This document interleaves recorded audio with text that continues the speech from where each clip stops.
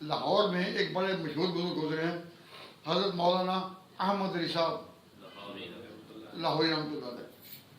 رہنے والے گجرانوالہ کے تھے، ضلع گجرانوالہ کے، لیکن رہے چونکہ وہیں،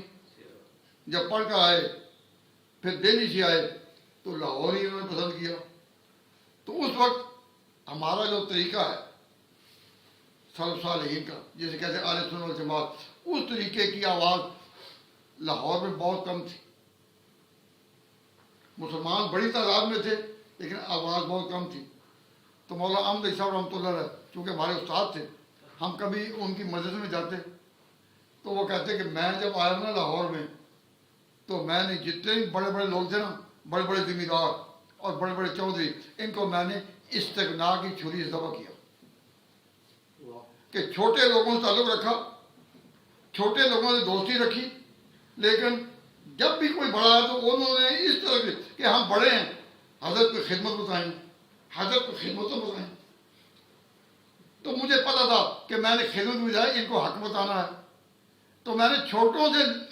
مدد مانگ لی، چھوٹوں کو اپنے ساتھ لگا لیا، لیکن بڑے لوگ تو فرمایا، جملہ مجھے یاد ہے اور اس جملہ کی لذت اب بھی آ رہی ہے کہ میں نے استغنا کی چھری سے،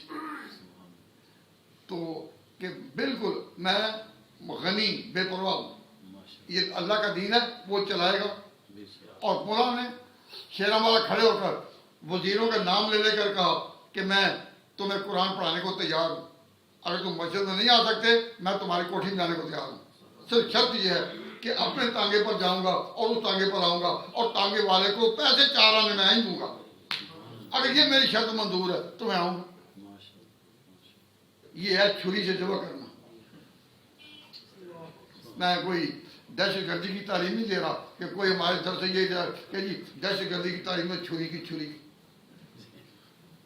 یہ نہیں، یہاں چھریاں چل بھی جاتی ہیں لیکن کوئی لوگ کہتے نہیں، اور وہ کون تھی جو دلوں پر رکھتی۔ تو